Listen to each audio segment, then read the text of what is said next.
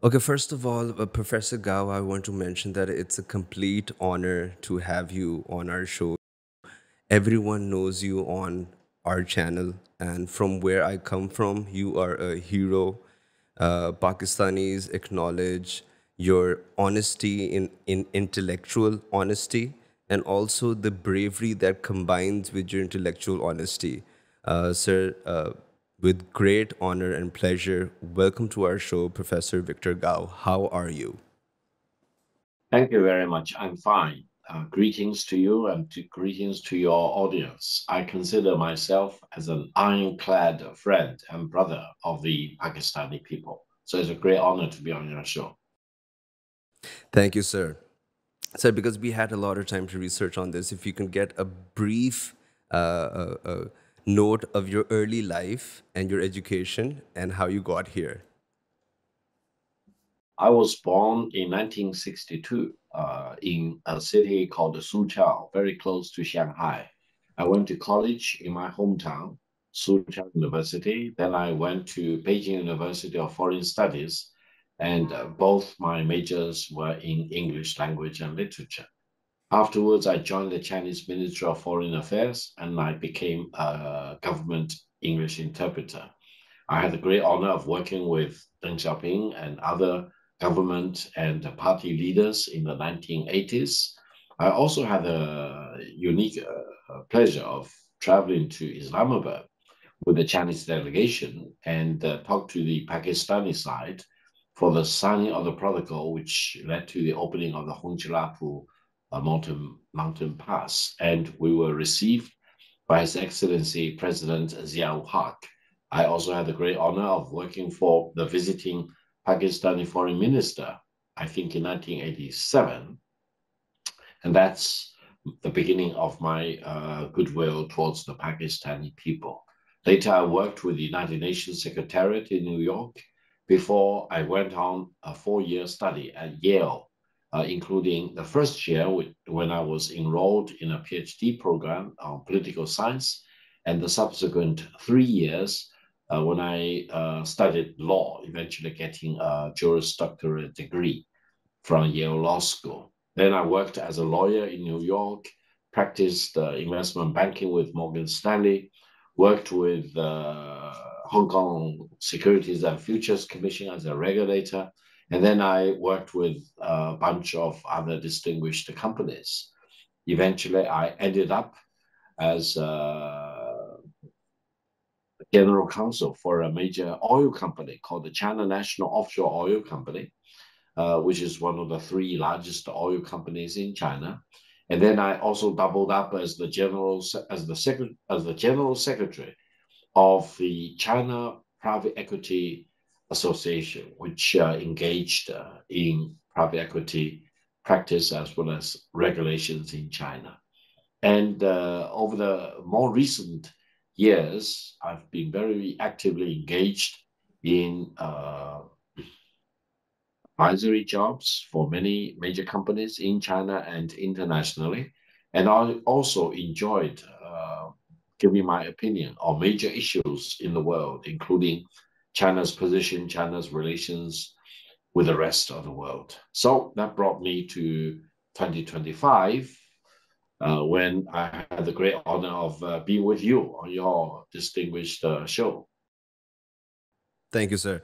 Sir, as you mentioned that you had a chance of working as an interpreter in these elite groups, we want to have an idea, just give us an idea how these meetings work when two big elites meet with each other.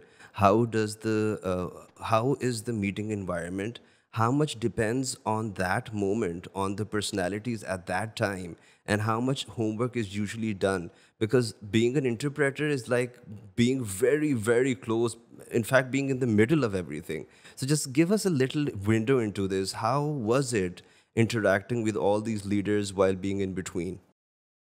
Well, being a top interpreter, especially in China for top leaders like Deng Xiaoping, is a rare opportunity. And you really cannot expect to get it. When it became yours, it became so historical, so momentous. I think several requirements are very obvious: confidentiality, and you need to have the trust of the people you interpret for, and also a very high level of excellence in both English as well as in Chinese, and also a vast knowledge base about almost everything which may be covered in the conversation, and always an over eagerness to learn, to explore new things, and never be complacent about anything that may happen in the course of interpretation. I think one of the great advantage and privilege of being a top English interpreter is exactly as you mentioned. You are in the middle of something very important. For example, in the 1980s, when China and the United States were still very much engaged for mutual cooperation in multiple areas, including in military and otherwise, for example. And most of the discussions were off the record, private and confidential. And some of these discussions had subsequent repercussions, even up to today. For example, at that time, there was the war between Iran and Iraq. The United States, interestingly, supported uh, Saddam Hussein against the Iranian government, whereas China was very much balanced between Iran at the time and Iraq at the time and refused to take sides. The United States urged China to support Iraq against Iran, and China always refused to do that.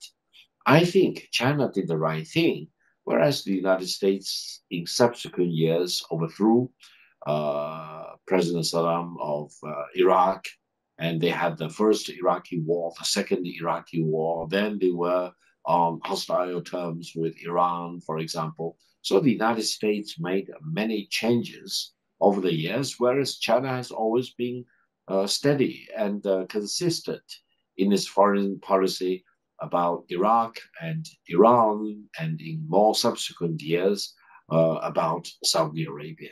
So I think based on my personal experience and involvement in some of these very high level, very complicated and high stake diplomatic encounters, I firmly believe that China is a major force for peace and stability. And the United States has always been kind of capricious or frivolous, constantly changing, and they seem to be urged on the spur of the moment, whereas China is always casting its eye on the longer term, for example, in terms of 100 years, if not even longer. So I think I learned a lot, and I really enriched myself tremendously working with Deng Xiaoping. And I worked for more than 20 of his very important meetings with incoming English speaking global leaders, mostly from the United States, of course, but also from many other countries, including, as I mentioned, the leader in Pakistan, the visiting president from Bangladesh, and the prime minister from Australia, from New Zealand. And I also accompanied quite a few top Chinese leaders on major overseas trips to countries in America, in Europe, in Oceania, you name it. So I think a lot of what you know about Victor Gao had its foundation in the 1980s when I was with the Chinese Foreign Service as a top English interpreter. So, when you look back on in those days, any incident that always pops up to in your head that makes you smile during your interpreting days, anything that you would want to share with our audience?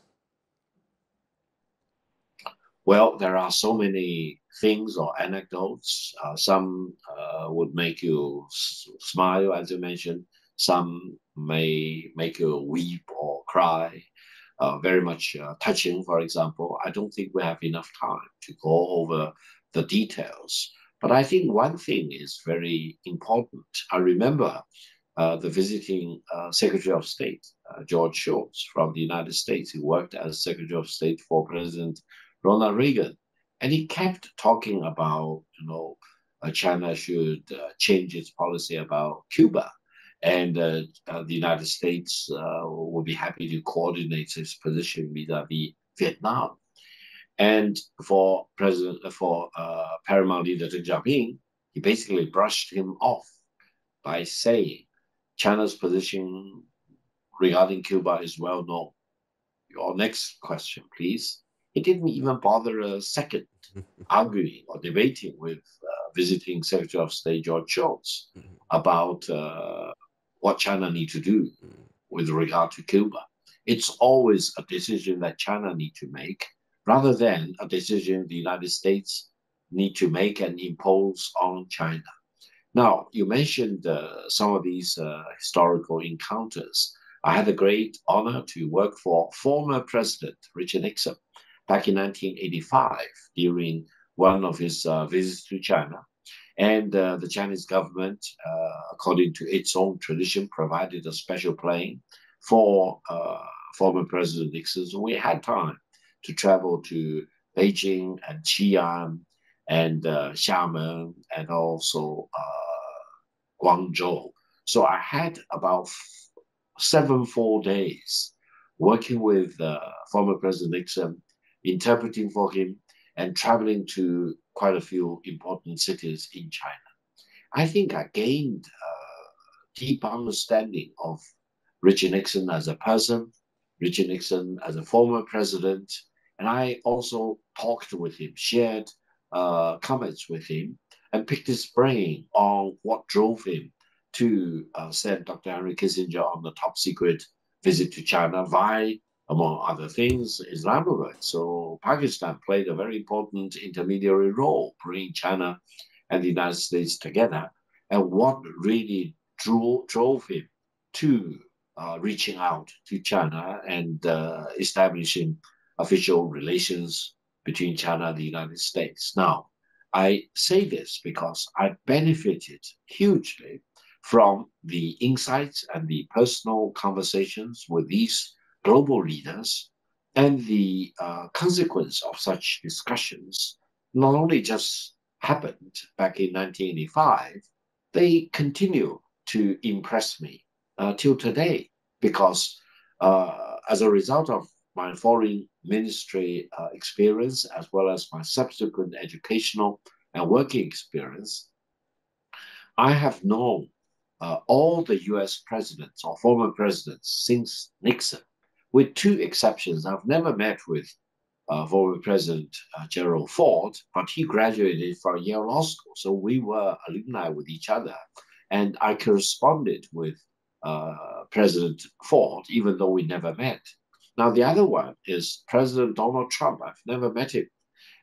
Whether I want to meet him or not, that's another issue.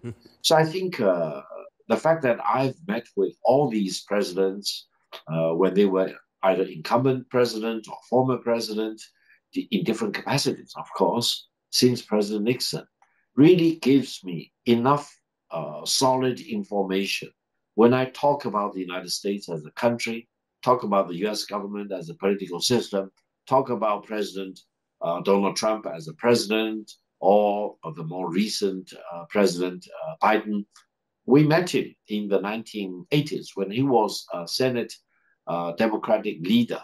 At that time, he was nowhere near the very top of the US leadership, but that gave me the first impression of Joe Biden, and it led to subsequently he becoming a vice president for 8 years and president of the United States for 4 years. Now, the advantage for me is that based on all these personal encounters and relations with different leaders in China, in the United States, elsewhere, in many other countries, and also based on my very intense reading and studying and very high level of education at Yale, for example, especially at Yale Law School, I think I'm a person in the know, and I always want to update my knowledge base about what's happening in the world, including, for example, about the ironclad brotherhood between China and Pakistan, as well as the need to build peace and stability on the Indian subcontinent, and the absolute necessity of stopping any country to weaponize water in the Indus River, for example. And I think I never make a comment out of the blue or in a vacuum. I always put a comment of mine in a historical context, meaning I have tremendous amount of responsibility when I make a comment in the public media, because the worst I can do is to mislead anyone or any country. And the best I can do is to make a positive impact, either by clarifying a particular issue or explaining a particular issue for different audiences with the aim of building up peace and opposing war. Professor Victor Gao, it's always very mesmerizing listening to you. Uh, as you said, as you mentioned Donald Trump and your history with indulging with the elites of the world, how do you see America's, US and China's relationship from 80s till now? Is it on a downward trajectory? Was it on an upward trajectory? Uh, is it going up and down with the presidencies changing through time in America? How do you see this? Well, there are several comments I can make. One is that President Trump, who is the president, the commander in chief of the military forces in the United States, who needs due recognition as respect as the president of the United States, is a very extraordinary, a very unusual president in historical terms. When I worked with former President Nixon, President Reagan at that time, and Vice President George H.W. Bush, who later became the president, and when I worked with Clinton, when he was still running for the presidency, and we went to the same Yale Law School. So after he retired from the White House, we met again for quite a few days in Beijing. And when I met with, for example, George W. Bush, when we met in international occasions as well as in Washington, D.C., and with President Obama in Kuala Lumpur during one of the ASEAN summit meeting over there. I think I never could have expected that there will be a president like President Donald Trump. But that decision is made by the American people, and they deserve whatever kind of president that they have chosen. So we need to deal with that with a lot of humiliation and also high level of responsibility. I would say China-US relations are at the worst period ever since 1971, when Dr. Henry Kissinger made the secret visit, and when President Richard Nixon made a historic state visit to China in 1972, and when paramount leader Deng Xiaoping and US President Jimmy Carter normalized relations in 1979. And then during all the subsequent years, presidents, except Joe Biden, all visited China when they were incumbent US presidents. So you can see China-US relations started from zero, from scratch, went up all the way to the height, and paved the way for the end of the Cold War, and really brought tremendous amount of wealth to China as a nation, as well as to the United States, and the two countries became highly intertwined with each other. And by now, the United States and China are the two largest economies in the world, and China is larger than the United States if we use purchasing power parity as the benchmark, and China is much larger than the United States for a whole range of products. We have a list. It's more than 200 major items, including, for example, iron and steel, automobile production, you name it. And I think China wants to deal with the United States as a peer, as a partner, and China has no desire at all to impose its political system or ideology on the United States. But the United States probably is suffering from two nightmares. They worry that China will surpass the United States. As a matter of fact, as I mentioned, China is already much larger than the United States in multiple ways. And then the second nightmare suffered by the United States may be even worse. They worry that once China is larger than the United States, China may impose its views, its values, its political system, its ideology on the United States, marginalizing the United States, pushing the United States away from the center of the global stage. Now, China will never do that. Why? Because China always respects all the other countries and treats all the other countries, big or small, as equal, rather than trying to dominate above any country, big or small. So, in that sense, I hope Washington will really become more sensible and will have enough rationality and wisdom to recognize that China is a megatrend in the world of today, and you need to get along with China despite of our differences. And then war should not be considered as an option.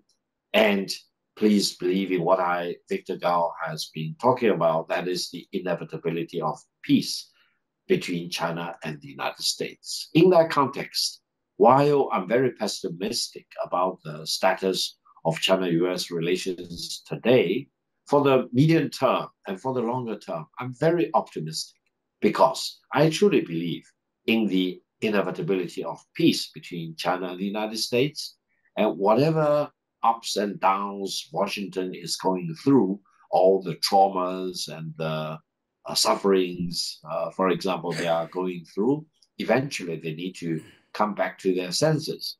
They will need to recognize that China is a megatrend in the world, and to weaponize against China is not in the fundamental interest of the United States. So, in a matter of, let's say, 10 years from now, 25 years from now, I think the United States will be more and more accustomed to the fact that the United States and China need to get along with each other. And jointly, China and the United States can really make great contribution to peace and development and stability in the world. Sir, how do you look at the US-China relationship by the end of Trump's term, this term? Would it survive this, or damage has been done, or more damage can be done in this relationship while Trump is in office? Well, first of all, there are still a little bit more than 3 years before the end of the Trump administration 2.0. Secondly, nobody knows what President Trump will or will not do during the coming 3 years or so. And thirdly, I think whatever he wants to do may be limited by several things. One is that China will always stand firm to defend its legitimate rights, especially protecting its sovereignty and territorial integrity, and will not allow any country to push China around or to force its ultimatum onto China. That's number one. Number two is that China is not what some Americans say they want to uh, treat China as risk, de-risk China. No, it's not possible. China is a combination of both opportunities and risks. And if anyone wants to de-risk something, fire him right away, because you cannot de-risk. You need to engage with risk and manage risk. So I think de-risking between China and the United States is not possible. And Trump will need to realize that. So he need to eventually get along with China and try to view China as a combination of opportunities and risks. Secondly, I think President Trump eventually, sooner rather than later, will realize that the might of the United States is actually not unlimited. It's very much limited. For example, in terms of the rare earth, the United States hugely depend on Chinese support of rare earth for its national defense industry. If the United States wants to fight against China in terms of the tariff war, and China retaliates by denying any iota of rare earth materials to the United States, I'm afraid the US defense industry will need to grind to a halt. Can you believe it? And that may not be good for the US national security or the fundamental interests of the American people. Now, on the other hand, for example, Trump is very eager to fight this trade war against China, as well as against many other countries in the world. But allow me to mention the war is the wrong war to fight. Why? Because President Trump, even today, cannot have enough courage to tell the American people that it will be the American people who will pay all these tariffs.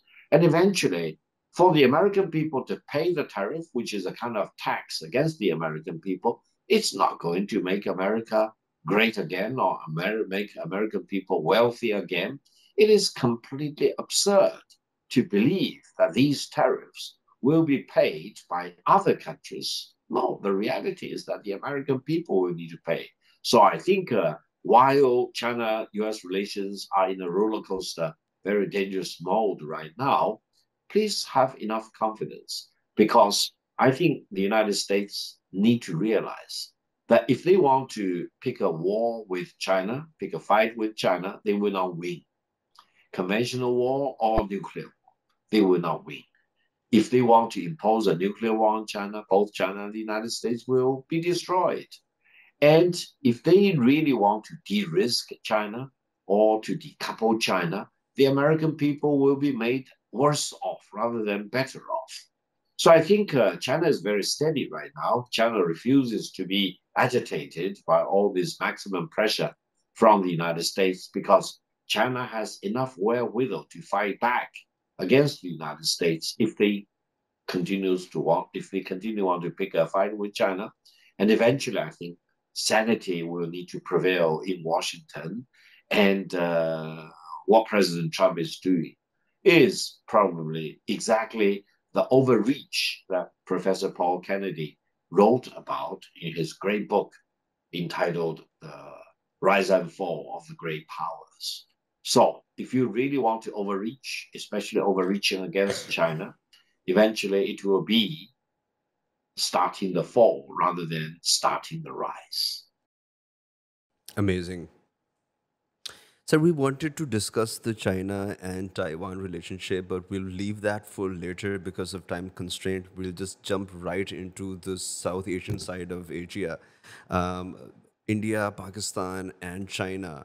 The foreign minister of China visited India and then Afghanistan and then came to Pakistan. It was a very nice trip, according to all the news that came up. What is China looking at right now by reaching out? And then the SEO, what do you see in that happening in that? Does Prime Minister Modi, has he been able to secure a one-on-one meeting with President Xi Jinping? What do you think will happen in SEO as well?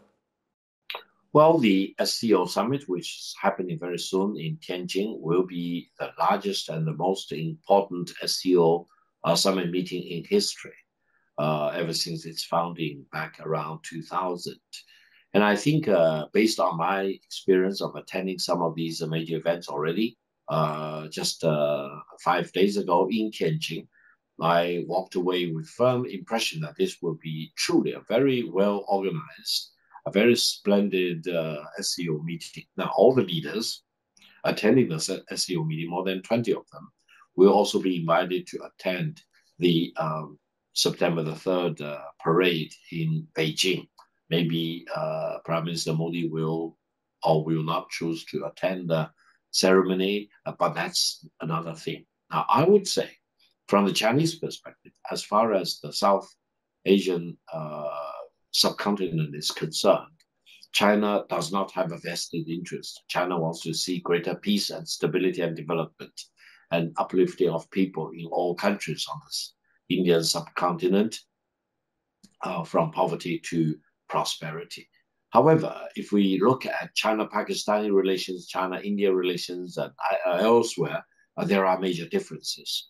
For China, we value the China-Pakistani ironclad friendship. We consider that as brotherhood and sisterhood, and China will never hesitate to rise up and help Pakistan to defend its legitimate interests, especially in terms of protecting its sovereignty and territorial integrity. In that sense, China is eager to share its best technology, both in civilian sphere as well as in non-civilian sphere, with our brothers and sisters in Pakistan. Now, for China-Indian relations, of course, there are territorial disputes, especially in the eastern section, and India insisted that the McMahon line drawn up by a Brit, Sir McMahon, back in 1913 should be the border between China and India in the eastern section.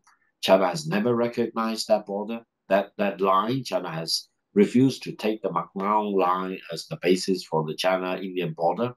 And I think eventually India need to be convinced that they need to give up what they call Arunachal Pradesh and what China called the Zangnan, literally South Tibet. Is that right?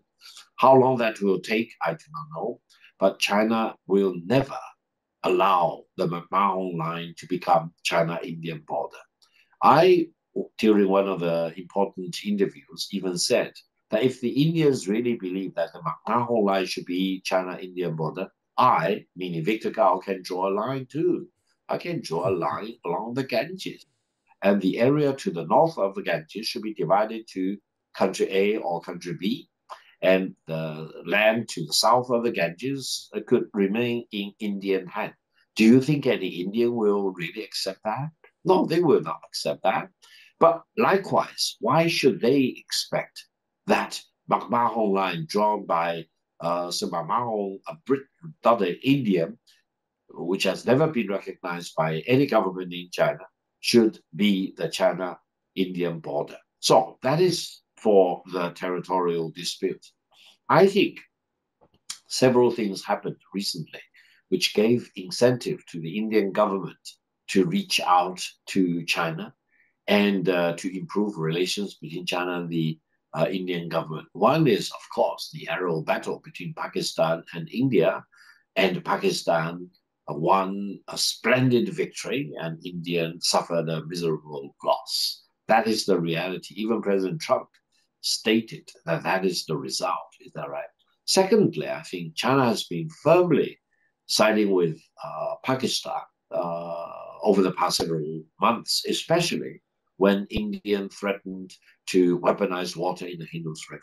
I was very outspoken telling the Indian people that don't do unto others what you don't want others to do unto you, meaning India being the midstream country should not weaponize water against Pakistan, which is the downstream country, because otherwise China may do the same against India. And eventually, I think it will be much better if China, the upper stream country, India, the midstream country, and Pakistan, the lower stream country, should work together to make sure that water in the Indus River should never be weaponized. Because I claimed that to weaponize water in the Indian Indus River in times of peace will be a crime against humanity. And in times of war, it will be a war crime. So I hope the Indian government and the Indian people will really have second thoughts whenever they try to weaponize water. Now, this was a very big moment for China because China made its position very well known. It's not only in support of Pakistan, it's also urging India to do the right thing and the only right thing, promoting peace rather than agitating for war, respecting your neighboring country rather than, for example, claiming that Balochistan should be separate and independent country, basically disrespecting the territorial integrity and the sovereignty of Pakistan, and also try to weaponize water in the Indus River.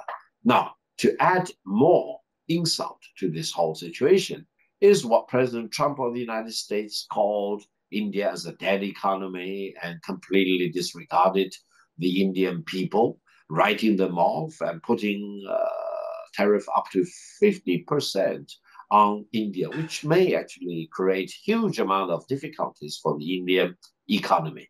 I think India is at a crossroad. They really need to see that China is not an enemy, despite of all the territorial disputes between the two countries, and whether they will continue to believe that the United States is a real friend or not.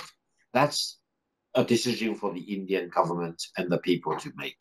But I think they probably will no longer indulge in the fantasy that the United States will be unconditionally supporting India's economic development, treating India as a peer, as an equal, for example. And India need to really branch out to countries like China and Russia in particular to balance off against this very dangerous influence from the United States. I think India wants to be a very important independent power in the world. They need to build up their economy. But the best way to build up economy is to be friends with your neighbors, rather than, for example, be seized up with the territorial ambitions, sometimes not created by you, but left over by the British Indian Empire. So I think it will be a moment of truth for India. And in that overall context, I think cooperation and camaraderie and solidarity between China and Pakistan will be a major contributing force for peace and stability on the Indian subcontinent as a whole. What do you see? Do you see the meetings of the two country heads happening during the SCO? I think President Xi Jinping, during the 3 day SCO summit, will meet with quite a few heads of state and heads of government on a one by one basis. I would not be surprised if he will meet with Prime Minister Modi of India. After all, these two leaders had developed a very good chemistry quite a few years ago, and the whole thing broke off about 7 years ago, and Modi has never visited China ever since then. So China is very happy that Prime Minister Modi is in China. I would not be surprised if President Xi Jinping will also meet with your Pakistani visiting leader and with President Putin, of course. And altogether, there are more than 20 heads of state and heads of government gathered in Tianjin for the SCO summit. So I think these important one-on-one meetings most likely will take place. And I think whether Prime Minister Modi will continue on to Beijing for the September the 3rd parade, I do not know. He may or may not make it. But I think the fact that Prime Minister Modi will be attending the SCO summit in Tianjin and most likely will have a meeting with President Xi Jinping already will contribute to building up more normal relations between China and India. Now, the other thing, which is very impressive from my perspective, that unlike the Indian government, which for more than 10 years refused to really discuss or negotiate with China about how to resolve the border dispute, especially in the eastern section, now the Indian government voluntarily and offered to engage China in diplomacy and negotiation leading towards a final resolution of the border dispute in the eastern part of the border area. That in itself is a positive thing. Whether India will become more reasonable in dealing with the Macau line, I do not know. I hope they will be, because it is completely unrealistic for India to expect that China by now has already abrogated all the unequal treaties imposed on China by the British Empire since the First Opium War, and China has fully recovered Hong Kong, which was forced to be ceded to Britain in perpetuity. How can India really continue to indulge in the fantasy that the occupied territory, which is called by India as the Arunachal Pradesh, and which is called by China South Tibet, should always be occupied by India? No, the sooner China and India find a way to put that dispute behind us by amicably solving that dispute, the better it will be for China and India and for lasting peace on the Indian subcontinent. Sir, we had to discuss the Uyghur Muslim topic as well, but we'll also leave that for later. We're entering into the last section of our interview. We wanted to discuss a few interviews that you went through. It was a Republic TV interview. You did mention a bit of it in the beginning, and also the Muhammad Mahdi interview. Just a little, both reviews on both of the interviews. How do you think? Just give us a background of what was happening, because we are media academics and critics. We would want to know behind the stage how it all set up, and what was your opinion after the show. I recall the interview you are talking about. I think Arnold was trying to second guess the brotherhood between China and India. He claimed that Pakistan was behind the terrorist attack, and I told him that you need to do independent investigation before pointing your accusing finger at Pakistan, as if Pakistan created all these terrorist attacks. Then he said, well, we have all the facts, and Pakistan is the guilty party, and China should now pick India to work with rather than siding with Pakistan. I told him that no one should second guess China's commitment to defending Pakistan's legitimate interests, including sovereignty and territorial integrity. And nobody should believe that China would abandon, a trusted ally or brother like Pakistan. So how could anyone, including Anand, who is a major media person in India, really second guess that China should do the wrong thing with Pakistan. I think at that time, when I was interviewed by Anna, the Chinese government position is calling on both India and Pakistan to calm down, to avoid escalation, for example, and solve the problem in peace, which is absolutely the right thing for the Chinese government to say. What I said is more than the official position of China at that time, because I really drove to home the solidarity, the friendship, the brotherhood, sisterhood, and the camaraderie between China and Pakistan, which was later born out in subsequent days and subsequent weeks, especially when tensions were building up, leading to the aerial battle. So I think I did the right thing. I spoke my mind, and I convinced the Indian side about what China will do to defend the legitimate interests of the Pakistani side in case of any war of aggression by any foreign power against Pakistan. And I think the result also was very much like what I expected, because I mentioned that China and Pakistan, we share many things together, including civilian as well as non-civilian technologies, jointly producing fighter planes, and also China sending some of the very, very sophisticated fighter planes and all the related equipment, navigation system, missiles, etc., to Pakistan for the purpose of defending Pakistan's sovereignty and territorial integrity. Eventually, the result of the aerial battle was exactly what I dreamed about, was exactly what I hoped, because I'm truly convinced that the Chinese way of working with Pakistan and the fact that we actually built upon a very highly integrated, what I call five-dimensional defense system, including space, air, that is the Air Force, ground force, naval force, surface ships, for example, as well as submarine. These five dimensions do not operate in its separation from each other. They are highly integrated into a seamless web, and the weapons do not operate in its isolation from each other. Each weapon, each missile, each plane is part of the whole web, which is integrated into a killer machine.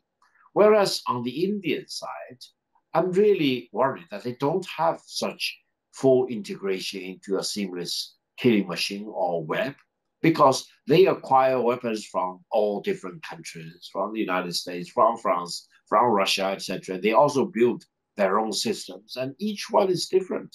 Each one have different operating systems, and each system may or may not be fully integratable with the others. So if you gain one split of second advantage to your opponent, you win. If you lose out one split of a second in times of war against your opponent, you lose out. So this is the result of the Pakistani-Indian aerial battle. I hope the Indian side will really have second thoughts and will be more focused on building up peace rather than agitating for war. And I hope India will no longer be that eager to pick a fight with Pakistan, because they now know for sure that Pakistan has some better wherewithals, which may actually prevail against them if they choose war rather than peace. Your review on the Muhammad Mehdi show, you went there. I think it happened. It happens at Oxford Union. How was that? You mean Mehdi Hassan? Mehdi Hassan. The Union thing or the Conway Hall interview? Yeah, I think I it did was two. Oxford. It was the last one, the latest one that happened Ah, in the last. yes, which was aired in September 2024. Yeah. Yes, which part of the interview I'm piqued your just talking interest? about the entire thing. How was your conversation? How you think? Okay. Yeah, yeah, Yeah. yeah. How do you think their production was? Their set of questions, the sequencing. Yeah. I work with Al Jazeera quite often, both their English channel as well as the Arab channel. I have done lots of interviews with them. When Mehdi Hassan and his team approached me before July 2024, they phrased it as an interview. Then they brought me to London and they told me it will be a debate. When the recording started, it's neither an interview nor a debate. What it happened was amazingly, it's kind of like a public lynching. Mhm. Why? Because Mehdi Hassan refused to give me enough time to answer his questions. He kind of just rattled off one question after another, as if each question is an accusation against the Chinese government in lieu of me. He basically used me as a proxy to condemn China for all the things he's accusing China. Now, the funny thing is that he claimed that China has imprisoned, let's say, 2 million Uyghurs in Xinjiang, etc. I even didn't want to bother to argue with him because he forgot one basic legal principle. The accusing party has the burden of proof. If you accuse someone, you need to satisfy the burden of proof. You need to come up with all the evidence to support your accusation. Is that right? You cannot ask the accused party, in that case, China, to prove that they haven't committed all these atrocities. So I think Mehdi Hassan failed to come up with any burden of proof. He basically was accusing China without any convincing evidence, for example. And that is the whole place where this interview or debate or public lynching went deadly wrong. And I hope Mehdi Hassan will not be fired by Al Jazeera as he was fired by CNBC, for example. And I hope he will really become a seasoned journalist and anchor person rather than a public lyncher. And then I also want to tell Mr. Mehdi Hassan that if you want to lynch China, you will not succeed. You know, China will be too powerful for anyone like you or your type of people to lynch and then try to conquer China. China is the mega trend in the world of today, and China has become a very important force for protecting peace. And in more recent months, ever since April the 2nd, 2025, which President Trump called the Liberation Day, when the United States launched this anti the world tariff war against almost all the countries in the world, China has become the fierce defender of free trade and the standard bearer of free trade. This is what Mehdi Hassan needs to really see with his own eyes rather than fabricating untruthful allegations without satisfying the burden of proof. Well, I'm happy I was interviewed by Mehdi Hassan, but whether I've convinced him or not, that's another issue. And if there is another chance, I want to meet with him again, and I will tell him point blank, if you want to accuse China, come up with your burden of proof. Don't ask China to come up with a burden of proof. In any legal sense of the word, presumption of innocence is a cornerstone of rule of law. Thank you. Amazing. Dr. Gao, it was such a honor to have you on our show. We would love to have you back again. There are a lot of things that we kept out because of your time constraint. We hope to see you again, sir. Thank you very much.